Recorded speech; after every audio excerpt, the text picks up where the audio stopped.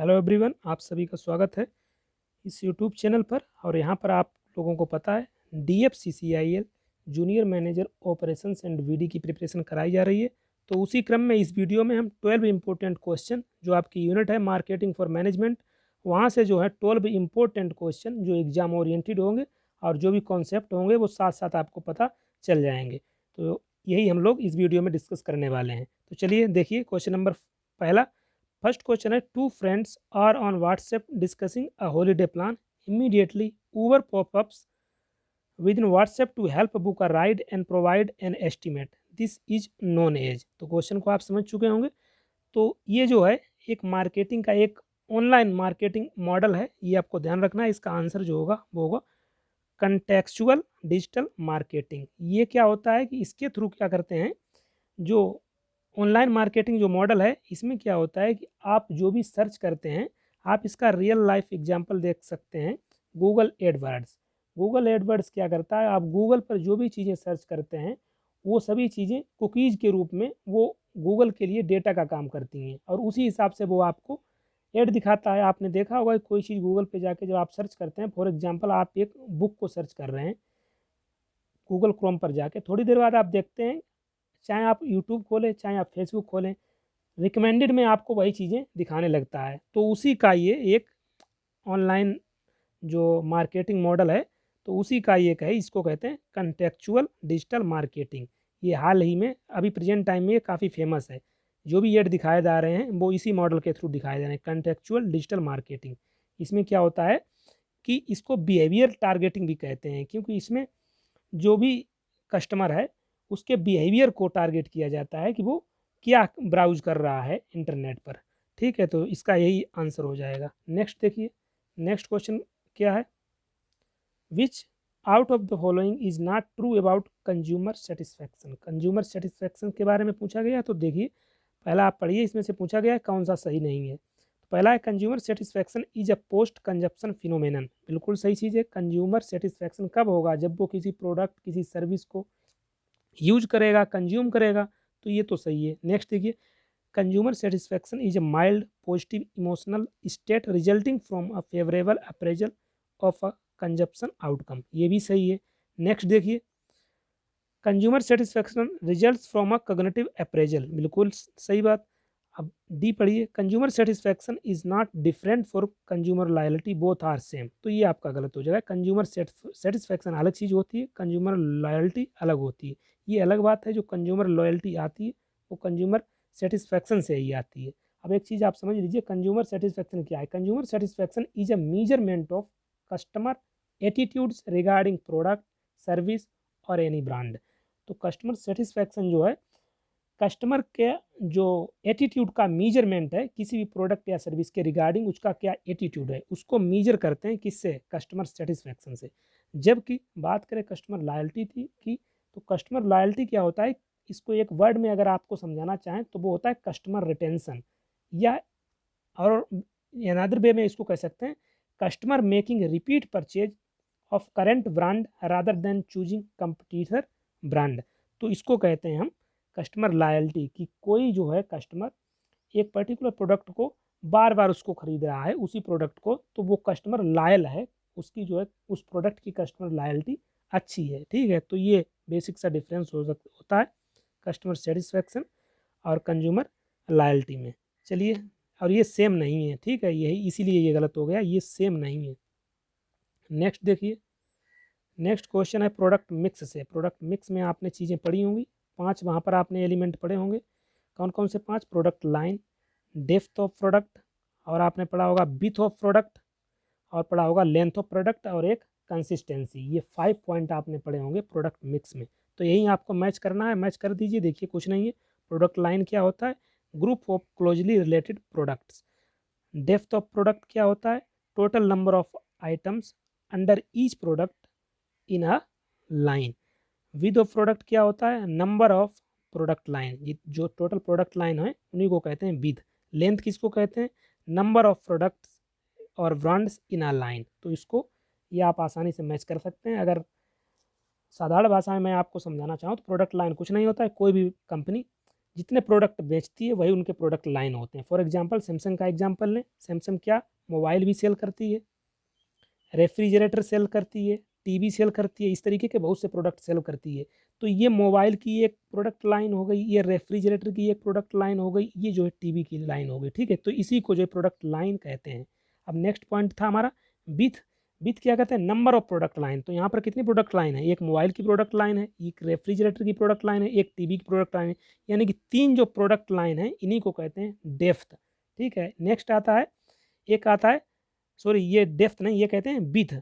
Depth किसको कहते हैं, number of product in each product line, एक प्रोडक्ट लाइन में कितने टोटल जो हैं प्रोडक्ट हैं उन्हीं को कहते हैं। जैसे मोबाइल की जो प्रोडक्ट लाइन है, टोटल कितने टाइप के इसमें मोबाइल को सेल कर रहा है सैमसंग, उसी को हम लोग कहते हैं क्या, डेप्थ। तो ये चीज़ें आपको पता होंगी। चलिए नेक्स्ट क्वेश्चन देखिए। नेक्स्ट क्वेश्चन है पीएलसी से यानी प्रोडक्ट लाइफ साइकिल से। तो प्रोडक्ट लाइफ साइकिल में आपको पता है इस तरीके का होता है प्रोडक्ट लाइफ साइकिल। पहले इंट्रोडक्शन स्टेज होता है, फिर ग्रोथ स्टेज होता है, उसके बाद जो है मैच्योरिटी स्टेज होती है, and last is declining stage. ये आपने पढ़ रखा होगा। तो चलिए इसके स्टेटमेंट को आपको बताना है, पढ़ लीजिए कौन से स्टेटमेंट सही है कौन सा गलत है। तो product sales pass through distinct stages of product life cycle each posing different challenges opportunities and problems to the seller. बिल्कुल सही चीज़ है। प्रोडक्ट का जो सेल है वो डिफरेंट स्टेजेस से गुजरता है, और प्रत्येक स्टेज पर बहुत से चैलेंजेस होते हैं, बहुत सी अपॉर्चुनिटीज होती हैं। ये आपको पता है कि प्रोडक्ट कोई प्रोडक्ट है ये इसी से गुजरेगा, प्रोडक्ट लाइफ साइकिल से। इंट्रोडक्शन होगा, मेच्योरिटी है, वो इंट्रोडक्शन के बाद ग्रोथ होगी, मेच्योरिटी पर आएगा, उसके बाद डिक्लाइन कर जाएगा। तो हर पॉइंट पे बहुत सी चैलेंजेस होती हैं और अपॉर्चुनिटीज होती हैं। तो पहला तो स्टेटमेंट सही हो गया। नेक्स्ट स्टेटमेंट है a company's positioning and differentiation strategy must change as its product market and competitions change over the product life cycle. तो ये भी आप समझ गए होंगे सही स्टेटमेंट है, यानी कि ये यहाँ के दोनों स्टेटमेंट सही हैं। तो both the statement first and second are correct is the answer of this question. तो चलिए नेक्स्ट क्वेश्चन देखिए। नेक्स्ट क्वेश्चन लिया है मार्केट स्ट्रक्चर से। मार्केट स्ट्रक्चर आपको पता है, perfect competition, monopoly, monopolistic competition and oligopoly. तो यहाँ आप मैच कर दीजिए, सिंपल सा है। देखिए इसको हम मैच कर देते हैं। परफेक्ट कंपटीशन की बात करें तो इसको एक चीज़ और बोलते हैं, प्राइस टेकर होते हैं ये। परफेक्ट कंपटीशन प्राइस टेकर होते हैं। तो इसका कहाँ से हो जाएगा, यहाँ से इसका मैच हो जाएगा, यहाँ थर्ड से। Factors of production are freely, ठीक है, बिटवीन फर्म्स। मोनोपोली में क्या होगा, मोनोपोली में होगा लीगल रेस्ट्रिक्शंस, क्योंकि सेलर जो है मार्केट में एक ही। मोनोपोली में क्या मतलब होता है कि मार्केट में जो है एक पर्टिकुलर प्रोडक्ट का सेलर सिर्फ एक है, तो क्या होगा, legal restrictions on entry of new firms. जो भी न्यू फर्म्स अगर एंट्री करना चाहेंगी तो उनके लिए बहुत मुश्किल होगा मोनोपोली में। मोनोपोलिस्टिक की बात करें तो ये क्या होता है, इसको भी आप मैच कर दीजिए। मोनोपोलिस्टिक में क्या होता है, देखिए प्रोडक्ट इज डिफ्रेंशिएटेड। नेक्स्ट देखिए ओलिगोपोली में क्या होता है, इसको भी मैच कर दीजिए। ओलिगोपोली में होमोजीनियस और डिफ्रेंशिएटेड प्रोडक्ट्स। तो इनको सिंपल सा था, आपको मार्केट स्ट्रक्चर दिया था, यहाँ पे उसके फीचर दिए थे, वही मैच करना था, आप आसानी से मैच कर चुके होंगे।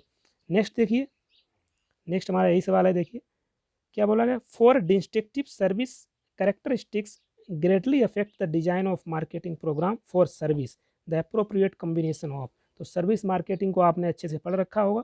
तो यहाँ सर्विस मार्केटिंग की जो कैरेक्टरिस्टिक्स आपसे देखी गई पूछी गई हैं तो कौन सी होती है, देखिए इंटेंजिबिलिटी होती है, इंसेपरेबिलिटी होती है, वेरिएबिलिटी होती है, एंड पेरिसेबिलिटी होती है। इनका मतलब क्या होता है वो ही मैं आपको मतलब भी बता देता हूँ। देखिए यहाँ पे आप उसका मतलब समझ सकते हैं, यहाँ इस फिगर के थ्रू देखिए। करेक्ट सर्विस कैरेक्टरिस्टिक्स, इंटेंजिबिलिटी का मतलब होता है service can not be seen, tested, felt, heard और स्मेल्ड बिफोर परचेज। सर्विस को जो है, ठीक है, ना तो देखा जा सकता है, ना ही आप उसको टेस्ट कर सकते हैं, ना ही उसको सुन सकते हैं। ये इंटेंजिबिलिटी का मतलब हो गया। नेक्स्ट है इनसेपरेबिलिटी। इसका मतलब क्या हुआ, service can not be separated from their provider. Service को जो है उसके प्रोवाइडर से सेपरेट नहीं किया जा सकता, यही इनसेपरेबिलिटी का मीनिंग हो गया। नेक्स्ट देखिए है वेरिएबिलिटी। वेरिएबिलिटी का मतलब हो गया quality of service depends on who provides them and when, where and how. ठीक है। पेरिसेबिलिटी का मतलब service can not be stored for later sale और यूज। तो पेरिसेबिलिटी का मतलब हो गया सर्विस को आप स्टोर नहीं कर सकते, बाद में यूज करने के लिए। तो ये मतलब हो गया इनके जो मैंने अभी आपको बताई थी सर्विस मार्केटिंग। ठीक है, ये यहाँ पे जो करेक्टरिस्टिक यही 4 होती हैं, इंटेंजिबिलिटी, इंसेपरेबिलिटी, वेरिएबिलिटी एंड पेरिसेबिलिटी। इनका मैंने आपको मतलब भी बता दिया, इनका मीनिंग क्या होता है। नेक्स्ट क्वेश्चन देखिए, an airline offering special lounge for waiting is an example of which one of the differentiation of the service offer.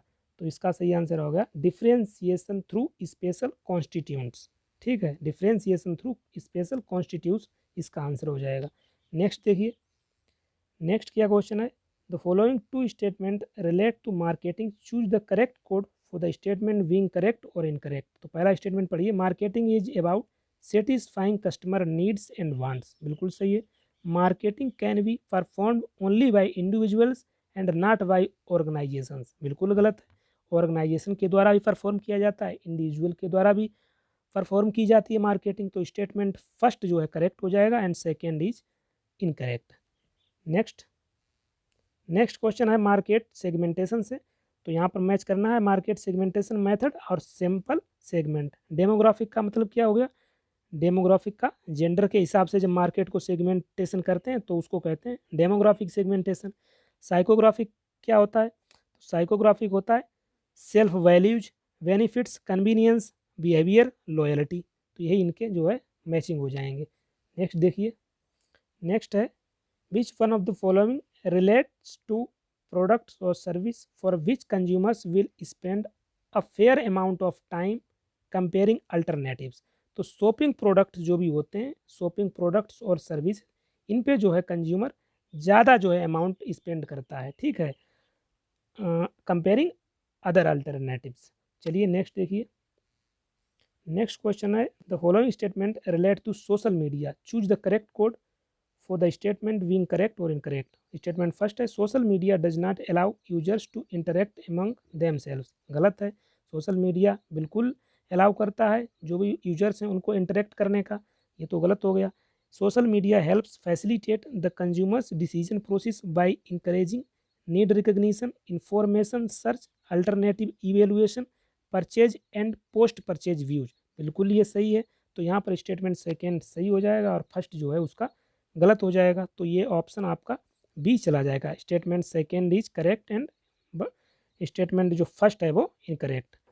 Next question देखिए, नेक्स्ट क्वेश्चन है a manufacturer to market its products focuses on following marketing channel alternatives. तो इनको serial में लगाना है। आगे देखिए क्या बोला गया, किस तरीके से select the code of correct sequence of the channel alternatives in order of increasing cost per transaction. इनको ऑर्डर में लगाना है किसके अनुसार, इंक्रीजिंग कॉस्ट पर ट्रांजैक्शन। तो देखिए इसको लगा देते हैं। तो यहाँ पे पहले पे आ जाएगा इंटरनेट, इंटरनेट फर्स्ट पे आ जाएगा। सेकंड की बात करेंगे तो यहाँ पर टेली मार्केटिंग, एंड थर्ड की बात करेंगे तो यहाँ पर आ जाएगा रिटेल स्टोर, और फोर्थ की बात करेंगे तो डिस्ट्रीब्यूटर, एंड फिफ्थ की बात करेंगे तो यहाँ पे आ जाएगा value added partners, and last जो हो जाएगा वो सेल्स फोर्स हो जाएगा। तो ये जो है एक सीक्वेंस होगा किसके अनुसार, order of increasing cost per transaction. ठीक है, तो ये इसका आंसर हो गया। तो ये हमारे 12 इंपॉर्टेंट क्वेश्चन है मार्केटिंग फॉर मैनेजमेंट। तो यहाँ से बहुत से टॉपिक को मैंने यहाँ पर कवर किया, जो प्रोडक्ट लाइफ साइकिल हो, चाहे प्रोडक्ट मिक्स हो, चाहे सर्विस मार्केटिंग हो। तो इन सभी चीज़ों को आपको जाके अलग से सही से प्रिपेयर करने ला है, यहाँ से क्वेश्चन एग्जाम में बनेंगे। तो चलिए नेक्स्ट वीडियो में मिलेंगे। Thank you.